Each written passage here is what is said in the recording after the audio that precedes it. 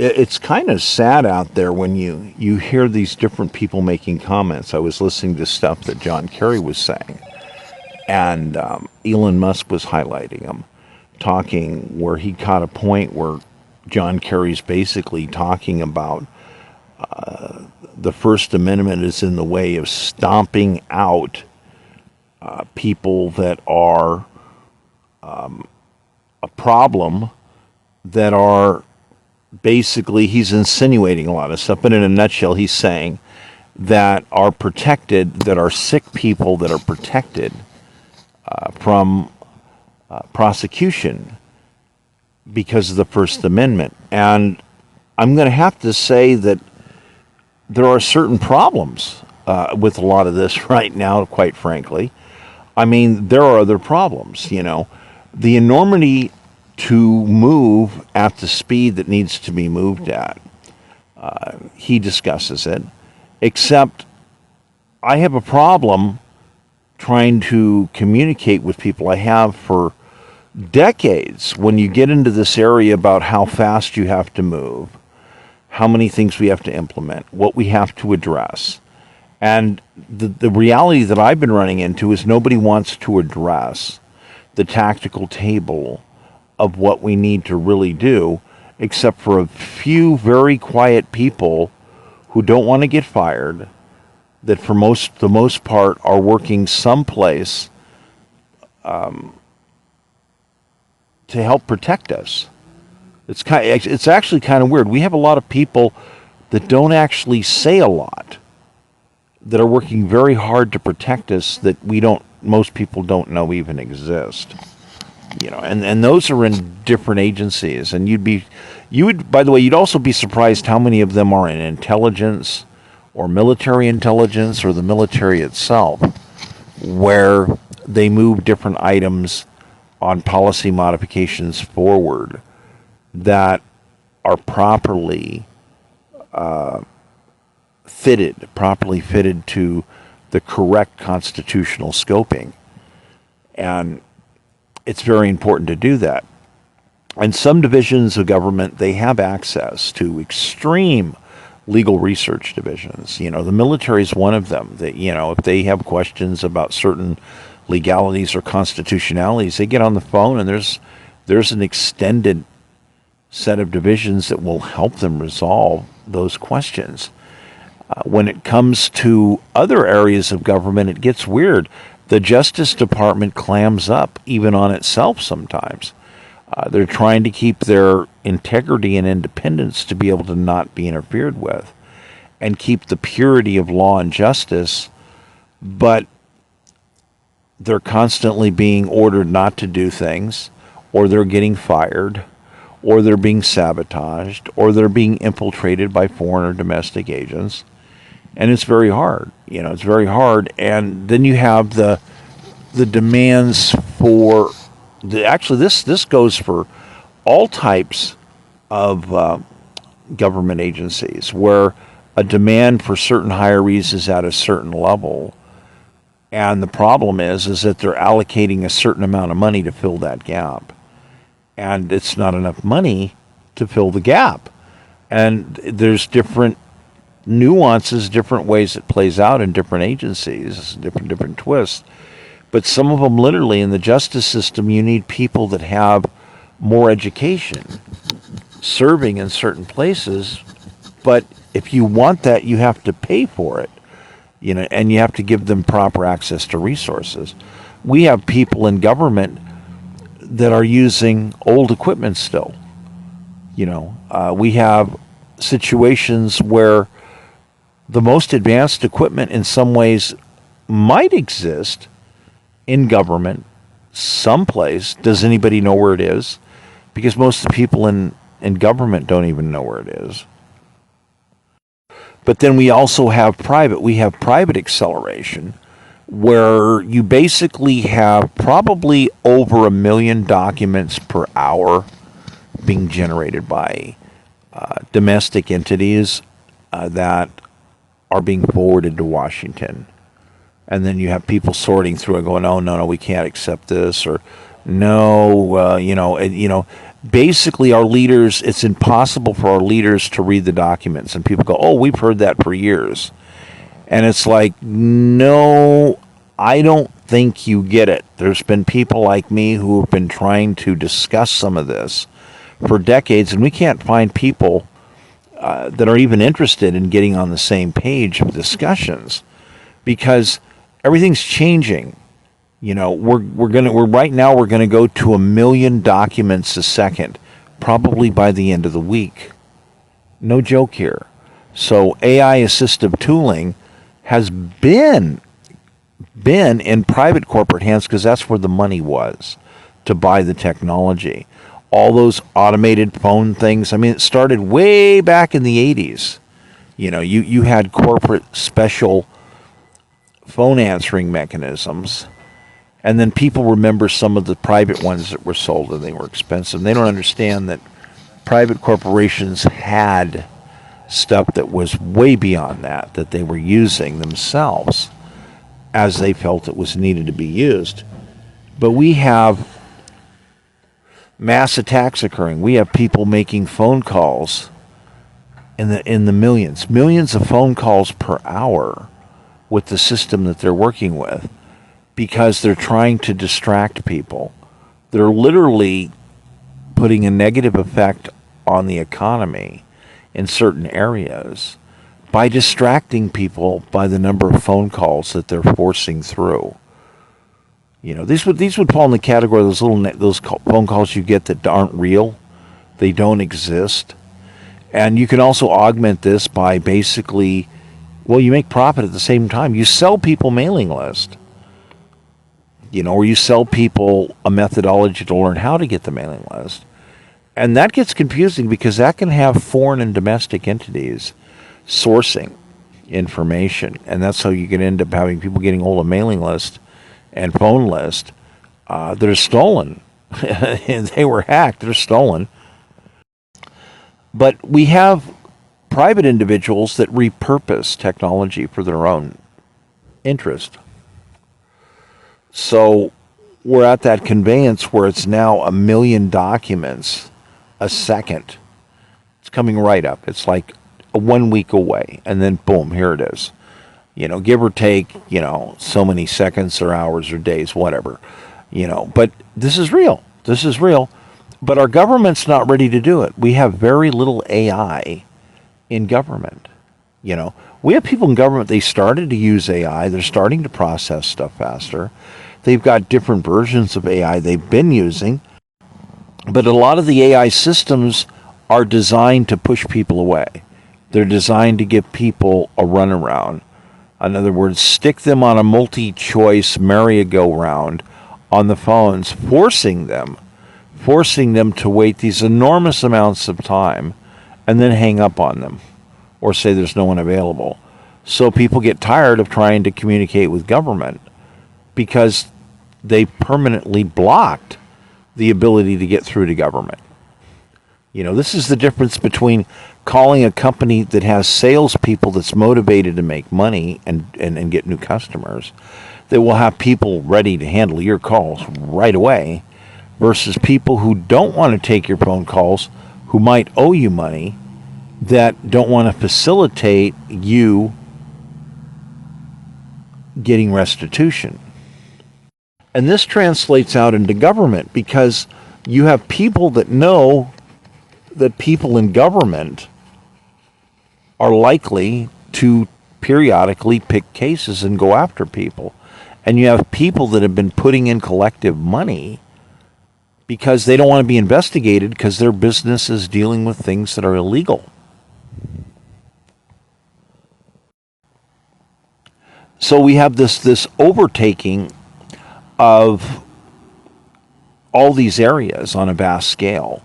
And all of these proposals that these candidates are coming out with don't cover the mustard, with the exception of, well, myself. I'm going to step up and say I'm definitely the exception.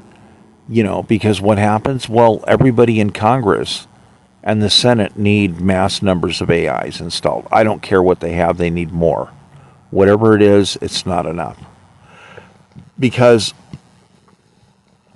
we have the ability to bring computers online that can facilitate everything, every possible need that you have, and not give you the runaround. Actually help you process what needs to get processed, whatever it is. And, but nobody wants to do that. You have all these people that are against it, and you have all these people that say dumb things. It's like, oh, well, we can't afford to pay anybody any damages. That'll cost us money. We can't spend money. We have to make ourselves immune from any form of financial compensation. And the thing is, this is dumb. Here's the thing. This is dumb. You have people that, for instance, because of COVID, their businesses were ruined. These people needed a brand new setup, and you'd have people go, oh, well, go to the SBA and get 10 grand or 30 grand. And you have people giving them dirty looks, asking them, are you joking? And they says, no, you just go right here. And says, no, I think you misunderstood what I meant.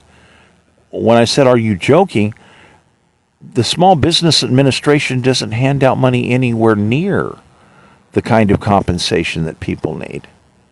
And then people, well, what would they need? You got people look people straight in there. I need $10 million to attempt to restart. $10 million cash right away. And you got other people that are like, yeah, I need at least 300 grand or $3 million, whatever it is. And there's a catch to it. And the catch is you have people that try to explain to them, says, look, here's the thing. If I restart my business right away, if I get that 1 million or 3 million or 10 million and restart the business right away, I have a chance. I have a chance of getting back at some of my customers. Because at the moment, my customers are leaving. They're going hasta la vista, baby. I have to find somebody to facilitate the business that I need to get done. And the sad part about that is, and people keep trying to tell them that, and they say, look, most of the customers, once they leave, they will never come back. So now you're not just talking about somebody saying, oh, I need to restart the business. Restarting it's one thing. It was shut down, restarting it, right? Now you have to catch up with hopefully catch up with as many of your customers as you can. But the thing is they might be gone, or too many of them might be gone. And to pursue the customers may not necessarily be possible, maybe for some of them. But this means you have to repair the territory. And people are like, well, how do you do that? And the people are like, it takes years and years of legwork to go out there, shake hands, meet people, get their trust, and get their business. And it's like, it's not exactly something you can always do by just hiring more college students and say, yeah, just hire more college students and they'll bring people in, because in many cases, you need people that have some kind of expertise, because people expect that. If they don't see that, then they don't feel like trust is being imparted. And this is all over the country. We're talking millions and millions of people that forcibly basically had their businesses shut down. And you're talking people who spent 40 years building these businesses. And it's like, you don't understand, You get, like I said, you got a lot of people that say, I need $10 million immediately, to restart it and attempt to see how many customers I can get back. And basically, in a year, I get to review it and see how well did we do. Because you might go through a year and say, do you know that we're still missing 40, maybe 80% of our customers? And they go, well, what's that mean? I need another $10, $15 million just to keep going and to keep trying to win customers back or find new ones to fill that slot where it was before, and people are like, but it doesn't make sense. You want to spend all these millions of dollars to regain these customers, but you don't necessarily have the cash layout. The books don't necessarily justify the cash intake. And you have people sitting there, you just don't understand. You don't understand. It says in order for, people put their personal labor or paid people that they had that had skill sets to put the labor in to basically cultivate people. And that was expensive. In other words, some of these customers were repeat customers, and they had basically repeated performance and paid for the labor or part of the labor that was done to harvest them as a customer. But the money was spent. It's gone. It went, boom. So if you lose this customer, now you have to do the same thing all over again. Which means, which might sound weird to people and say, yeah, I might have to spend $50,000 to replace a certain number of customers that are only going to spend $50,000 every 3 to 5 years. And I said, well, how can you make money on that? And he says, well, first of all, prices used to be different, number one. And they go, what? Prices used to be different. In other words, back when we built some of these customers to begin with, the ratio was different. It wasn't 50 grand to get someone to come in and be a customer to bring 50 grand in a 3-year period. It was spend $10,000 and they would bring $30,000 in 3 years. And they're going, well, this still sounds crazy. This doesn't make any sense. And it's like, what part about long-term customers that occasionally come in that are part of the long-term business isn't understood here? You have a lot of people that are business people says, look, I didn't necessarily always take a salary. And if the money was short, it was my check I was shorting to pay other people's bills. And so you have a bunch of people out there, they don't understand this. And they're like, you don't understand. It says the transition was a lot of these people were nearing retirement, or looking at maybe retirement in 10 years, maybe 15 years. So they spent 25 years building a business that basically, as long as it was kept intact and running, it had all these customers that would keep trickling in. So you had the long-term books, you had the ongoing business that never had the doors shut, that you would be able to justify to say, okay, now I want to sell the business. We can do a transition. I can help you do the introductions and spend 6 months and send emails, send letters, send cards, so they understand that the business is moving over to a friend, a relative, or whatever. Somebody's bought the company. And then basically somebody's going to get a good price for the company. Maybe they still have a built-in job. A lot of people still have a built-in part-time job because it ends up being part of the deal. In other words, they're saying, we're not sure that we can run this business without having somebody who knows the business with 25 years experience. So they go, well, okay, part of the deal is I will work for you part-time. So what do you mean by that? So I'll come in 4 hours a day, 3 or 4 days a week. And it's a long-term contract. And a little bit of money on the sales deal would be held back. In other words, if they don't do this, then there's a certain amount of money that won't be turned over. So now you have somebody who's doing a part-time job, a certain amount of money is being held that'll work out like a bonus at the end. And this happens with certain types of businesses. But if you destroy that structure, you can't rebuild it. In other words, it's like, well, the assets and the customers and the value of the company were growing and were worth a certain amount of money, but here's the trick. Here's the curve of growth. And it was going to be worth way more money in the future. And different businesses are different. My archive business is completely different because it's nonprofit, but it had the potential to be explosive and become for-profit at any given time as soon as markets changed, people realized that there could be a good investment to put money in to certain stuff like AI. There was other factors with the nonprofit. For instance, lawsuits. What kind of lawsuits? Things like chemical plants blowing up and destroying your business. Oh, that kind of lawsuit. Yeah, that kind of lawsuit.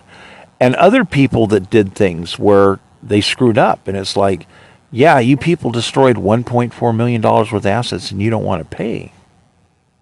Well, that's triple damages. That's $4.2 million. And 10% a year for every year that they don't settle. So here's these lawsuits that keep getting refiled and keep getting researched.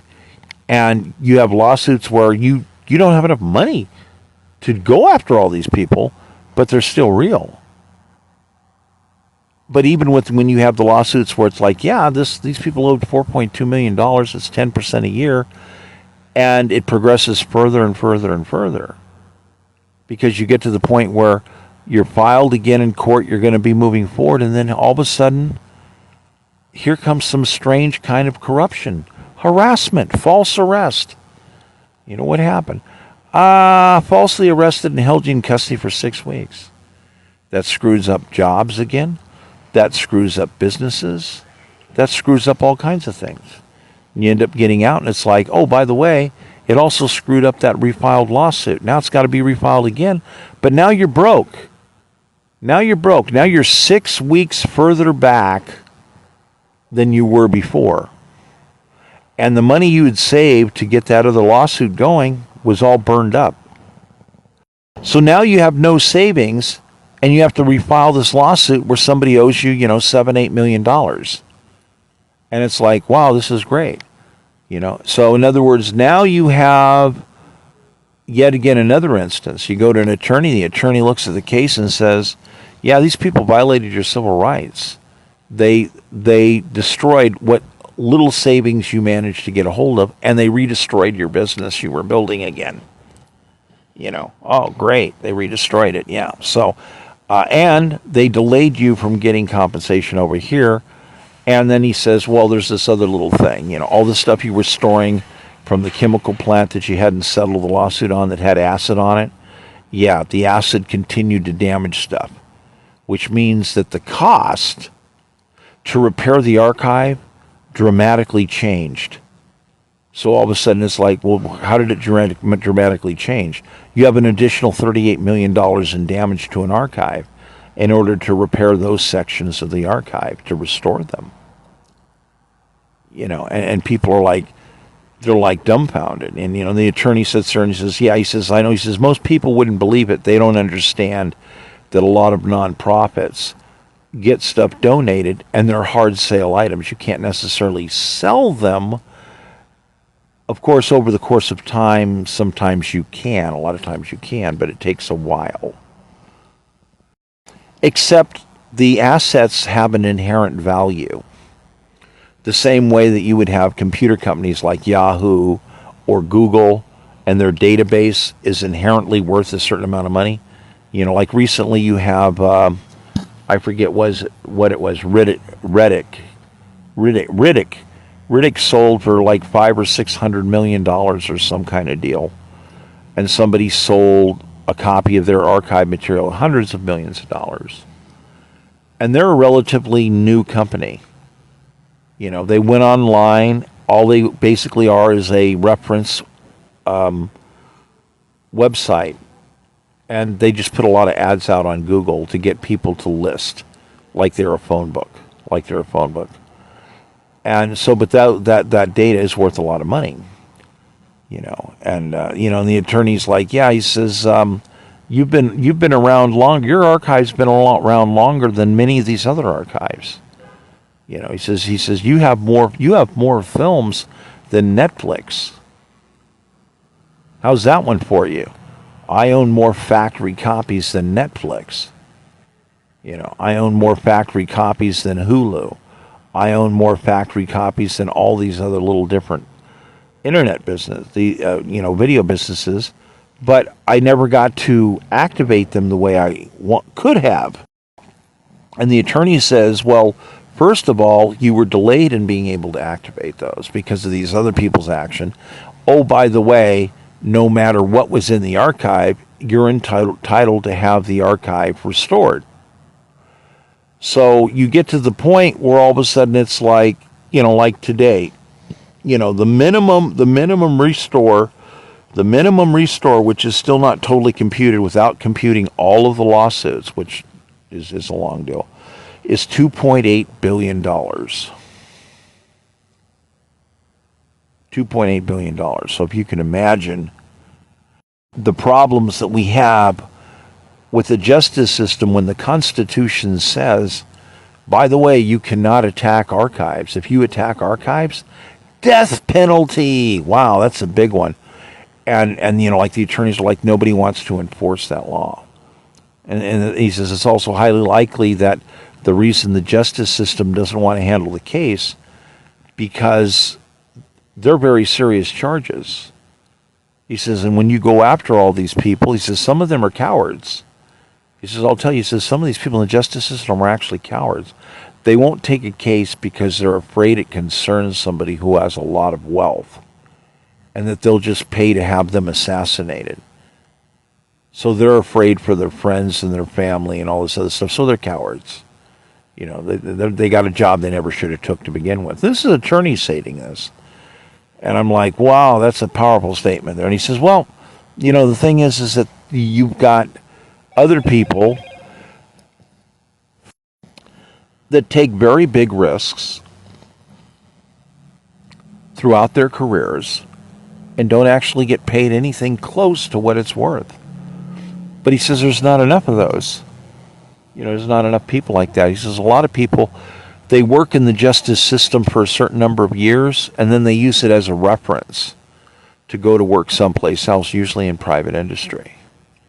So you have all these people that used to work for all these different justice agencies that went to work for other private companies because private companies want people who really know their stuff and have lots of experience, supposedly.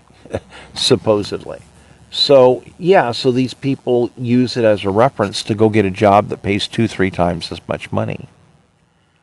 So, so they're back again. We get right back to part of the problem with our justice system is we don't pay people what they're really worth. So for me, my mass economic modeling, took all these kind of things into effect to figure out, okay, where did we screw up? Who's sabotaging? How do we make a legal AI that can identify this? All these different situations. How do we come up with a plan? What is the plan? Actually develop plans to restore everybody's financial stability. So here I'm a guy that has the design to restore everybody's financial stability. And that doesn't seem to be of interest to lots of people, And, I've had times where people would just keep asking questions. Basically, and I was saying, I can't sit here and talk till I'm blue in the face. And people get upset, and it's like I've talked with so many people, they're not real. I don't have the time to spare. If you're really real, tell me how you need to win yourself. Tell me what you feel is legally fair. And let's discuss you involving yourself for that future financial consideration that's justified. So it's that kind of thing. And say, whatever's going to be legal, we have to, figure that out. Whatever's legal.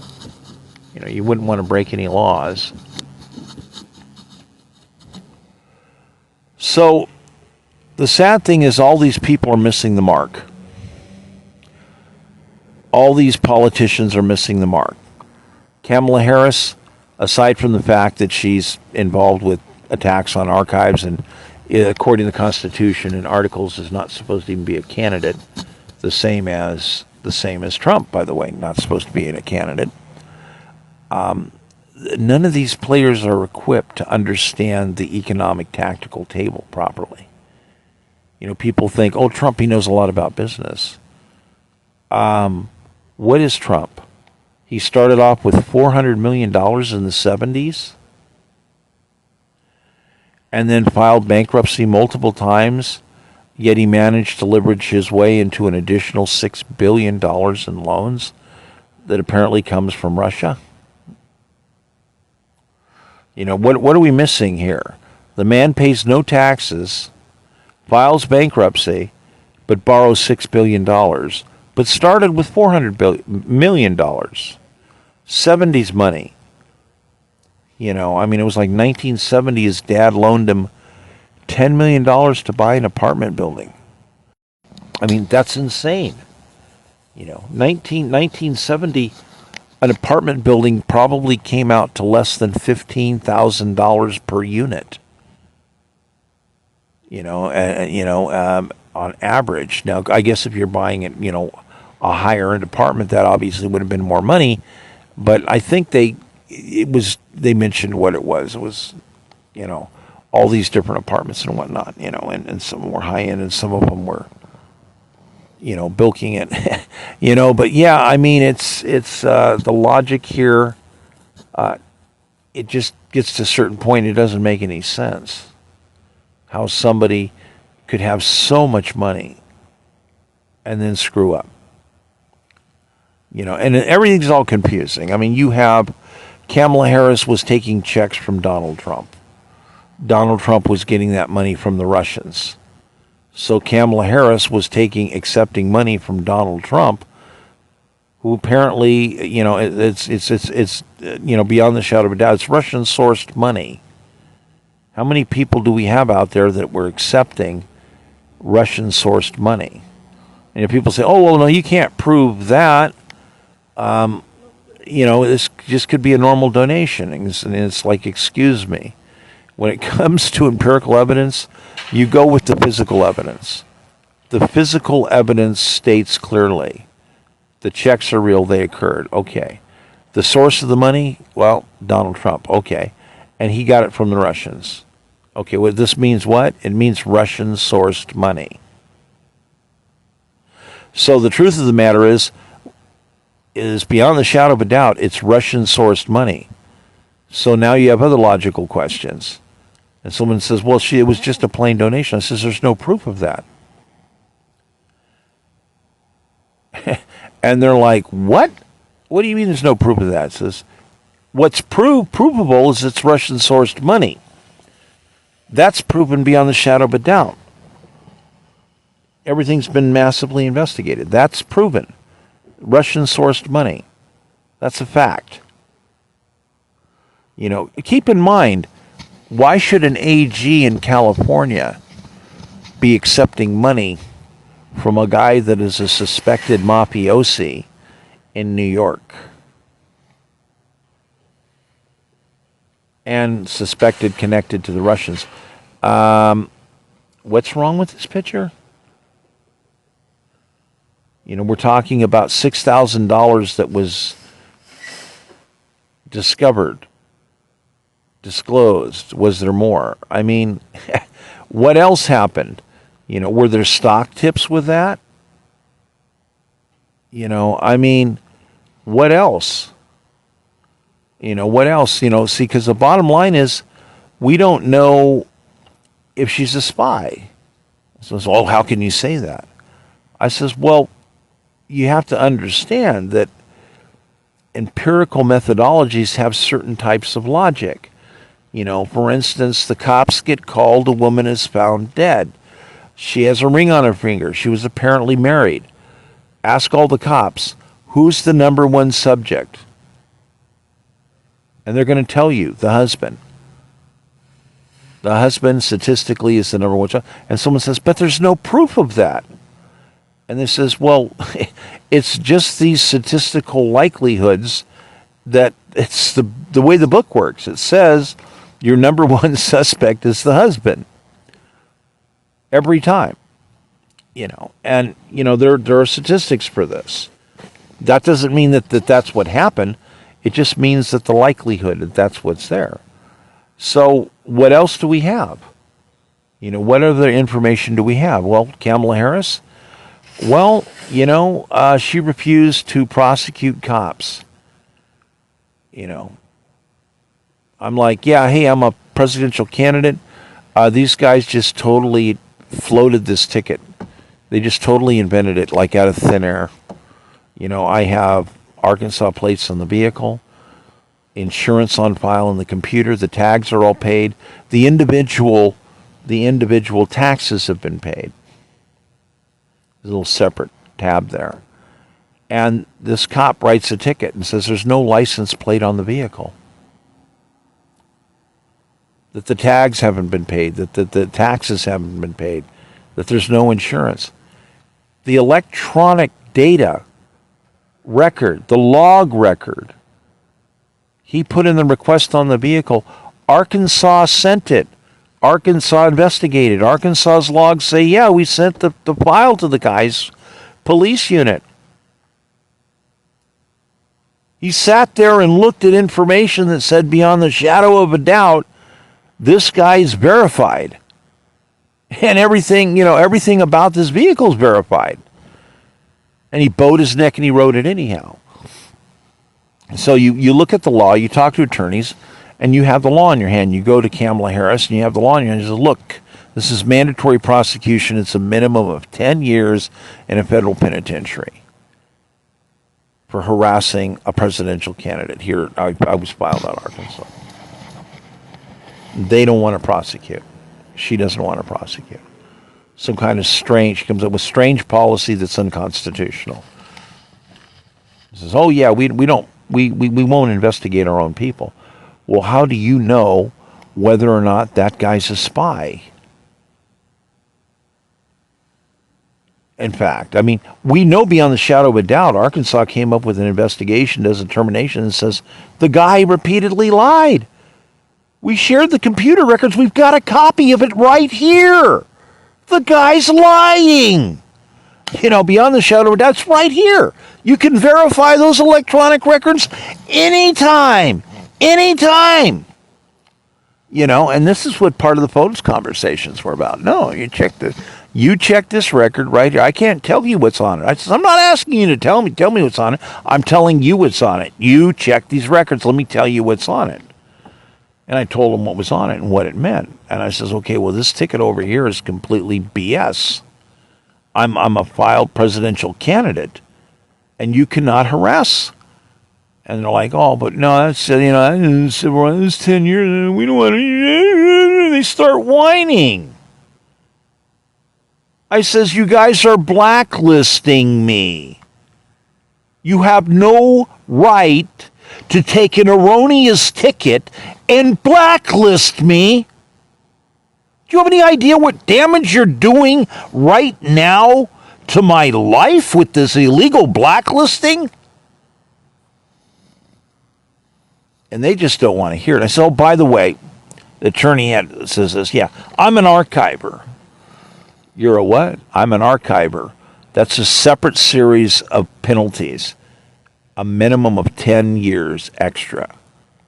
You don't attack an archiver. It's a constitutional violation. Oh, there they go again. Kamala Harris, they start whining again. I says, look, I don't have time for this BS. I'm a presidential candidate. I'm an archiver. I keep coming under violent attack with these people with guns who are completely fabricating these lies, interfering with the process of election, and we don't know if these people are spies. Did I mention that I also deal with classified information? By the way, the attorney told me I have to mention that. That's an entire extra set of charges.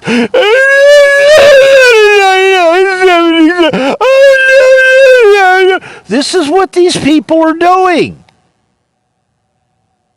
And you're sitting here, look, I don't give a flying whatever you think's going on. This is the law. This is the Constitution of the United States. You are not allowed to disenfranchise the voters. And you're not allowed to attack a candidate.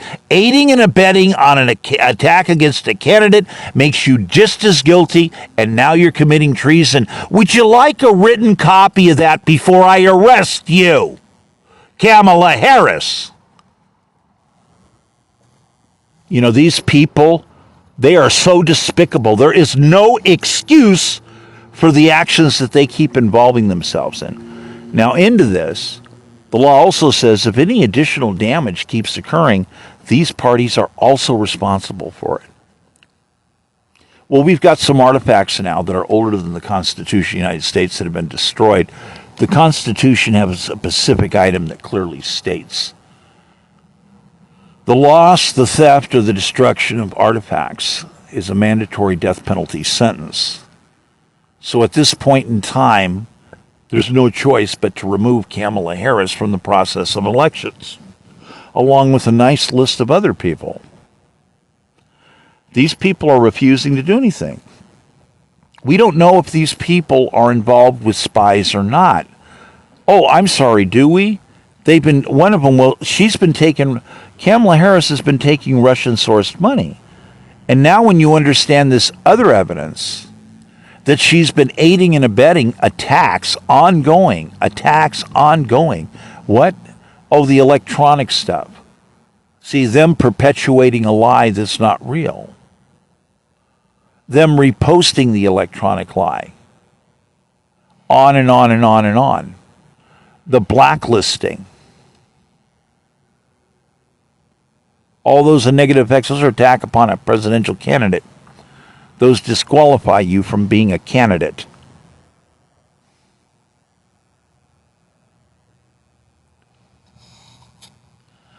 So that's what we got. That's what we got right here, right now, and it's way worse than that. We just got started. It's way worse than that. So we have two candidates that have participated in various activities that disqualify them from being candidates. Yet we have a bunch of screwballs running around that are grossly incompetent, that have no idea what kind of plan to implement to repair the damage that's been done. Oh, yeah, well, there's the archiver dude. Oh, well, his archive got destroyed. Okay, look, quick review here. Okay, archiver guy, archive gets attacked, seriously damaged or destroyed. Excuse me. How stupid are people? How stupid can people be?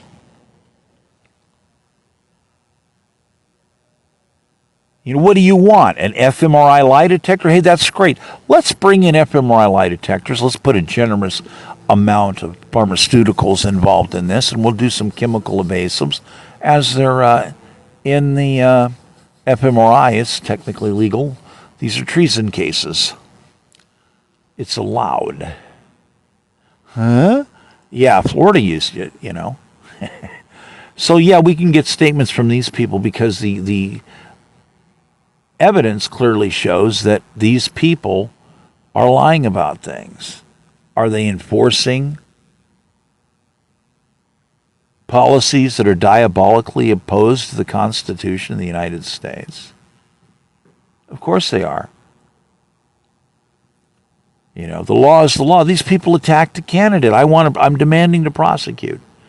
Oh, we refuse to assist. That's interesting. You refuse to assist, and you're going to continue to aid and abet and perpetuate a lie. That makes you a co-conspirator.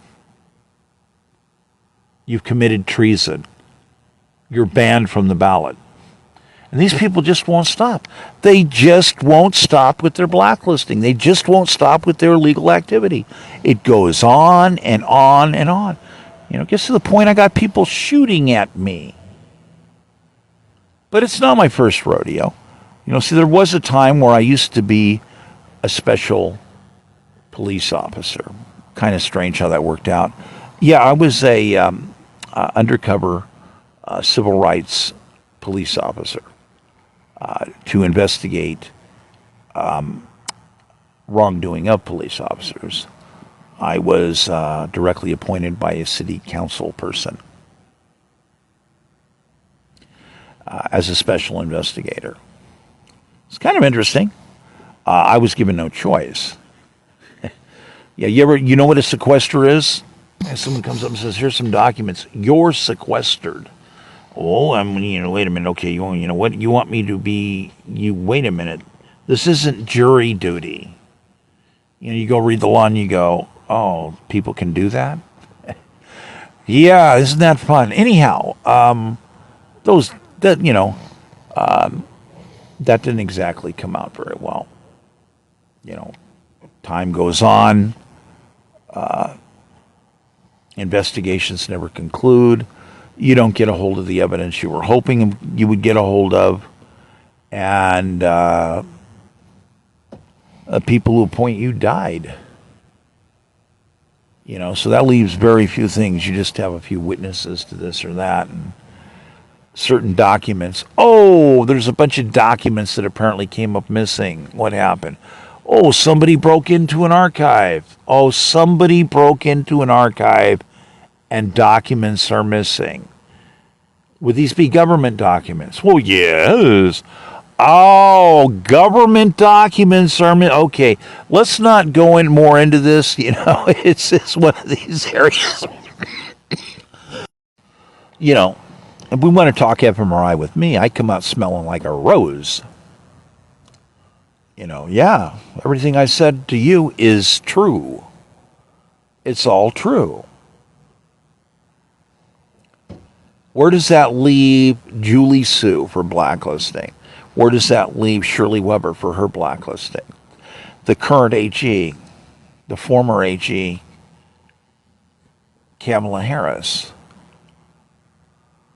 Let me see. We have 18 mobile broadcast RV vehicles that have been lost, stolen, or destroyed because of their activity.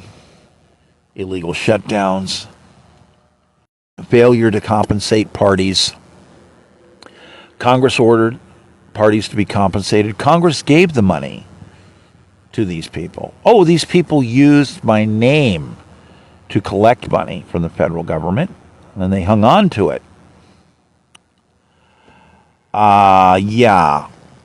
Archiver, ongoing candidate, again, additional charges repeating again and again and again. We're talking so many felony charges and so many violations of the Constitution that we are talking dozens of people who are facing death penalty charges.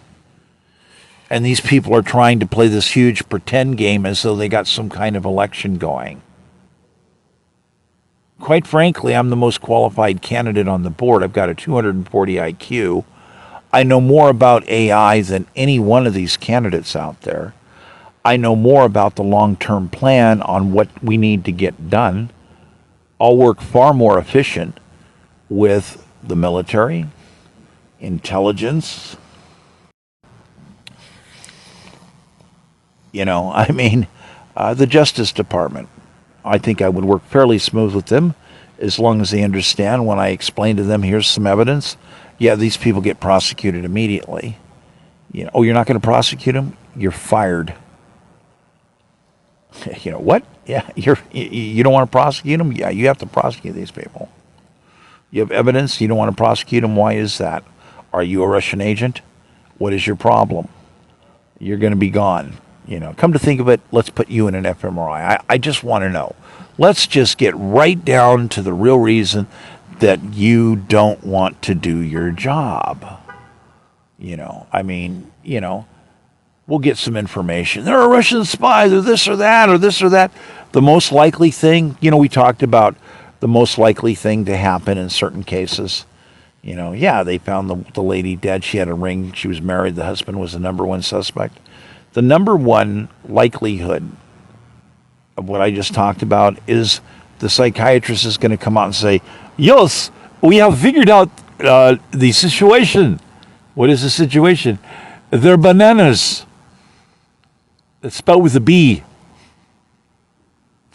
So yeah, that can happen. Okay. So yeah, not funny. So I was hoping they were going to be a spy. That would have really been good. But they're just bananas. So they got these few areas. They seem perfectly normal, and they got these few areas, and then it's woo! Oh wow. So yeah, yeah. You got people like that. They hide it well, and you got people that are amoral. You got people that are sociopaths. You got people that are hidden psychopaths. Hidden people that have all kinds of strange mental disorders. And they hide in everyday walks of life. And we've just now got to the point where medical science is coming up with ways to do certain key tests to find out beyond the shadow of a doubt. Guess what these results say? These results say that this person is amoral. Ooh, they have no morals. What does that mean? They can lie freely all day long because they don't have any morals. They have none. So it's like, wow. So why does an FMRI work? Well, an FMRI works because of the way that people recall information through their brain. When you key certain information, it does certain things certain ways. So in other words, you say something and the brain keys something from one part of the brain and hands it over and says, oh, here's the information, you can convey it. And then another part of their brain is examining it and says, no, we can't convey that. That would be evidence against me. So they keep their mouth shut. But the fMRI is sitting there going, there's all this data going back and forth. It's coming here, and they're saying nothing comes to mind. That's not what the machine says. The machine says all this data is keying out. Let's calibrate them in. Let's see if we can get some visuals. Yeah, that's pretty much how that kind of works. So we don't have an election. Constitutionally, we have a farce. So how bad is this? How bad is this? Well, I mentioned the little part about people kept taking cold medicine off the shelf when doctors told them don't do it. A lot of people told them don't do it. Don't do that. We'll end up having a pandemic, and then we'll have more bodies than we know what to do with. So yeah, other states followed suit. We got over 60,000 extra dead people connected to prosecutorial people, prosecutors. Not all of them, just some of them. So they grandstanded, we're going to save people from themselves. Didn't work. It not only didn't work, we're talking 68,000 people died in Vietnam, plus a lot of injuries, a lot of stuff. But we have over 60,000 people who died because they took cold medicine off the shelf in the COVID cycle. That's an extra spread pattern percentage factor. Nobody even wants to admit to these poor people. They don't have a clue. How big is this? You got to do mass economic modeling to see how this stuff can pan out and look at statistics. These people are nuts. It's like, mass economics. Okay, you got to do what? Okay, look, first you hand us $6 billion. I run around and talk to people in certain key departments, and then we're going to spend that money rapidly. We're going to bring in a lot of people from the outside, and we're going to start assembling a bunch of equipment that we don't want to show to people publicly because it's cutting edge science, and there should be some leeway before all of the technology is, revealed publicly. So no joke. It's like, we need $6 billion, every year. That was the estimate of what I figured we needed to do back in 2005. Now it's more. How much do we have to spend on economic modeling? Well, the Chinese are spending over $170 billion a year, according to some people. They're spending over $14 billion a year on faster-than-light communications technology. there's a sore point on that when I get really pissed off. That's some of my private research. And, so, yeah, what do we need? Immediately spend $80 billion? I mean, well, why would we need to do that? Let me see. China and India combined have more than 2.8 billion people, and they all are going to be equipped with AI technology. And any of them that want to get online and connect to a private company like OpenAI or whatever, then they would be online with some of the most powerful tools. And each one of those people that understands it becomes as efficient as 10,000 people. So 2.8 billion people, and we have how many people that are experts in computers in China? 280 million people or something that have some kind of computer expertise at some level. How many experts do we have here in the United States? How many experts? Okay, what's our population? We have over, what is our population is 300 and what million? But there's 280 million people with some sort of computer experience. I was reading some articles back and they said that the access on AI was over 200 million people in China using it, over 200 million. So, you're trying to explain to people, by the way, we need to do certain things in order to, balance things out and, try to protect our future.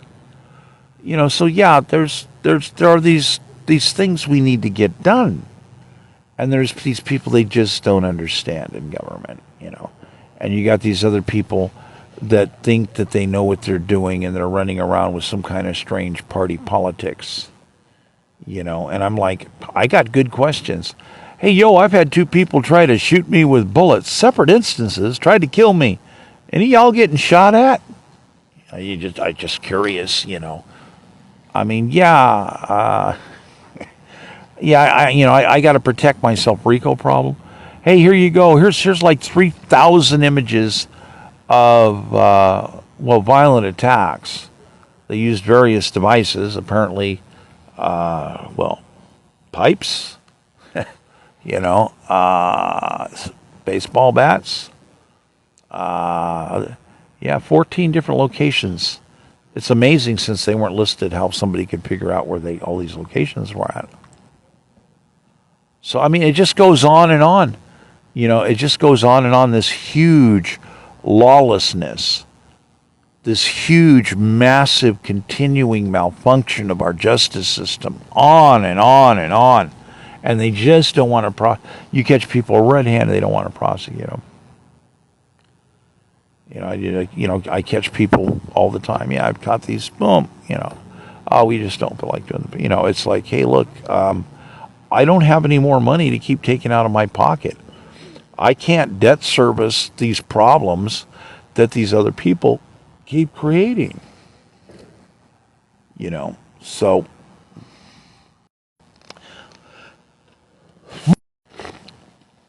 yeah, we have big security problems.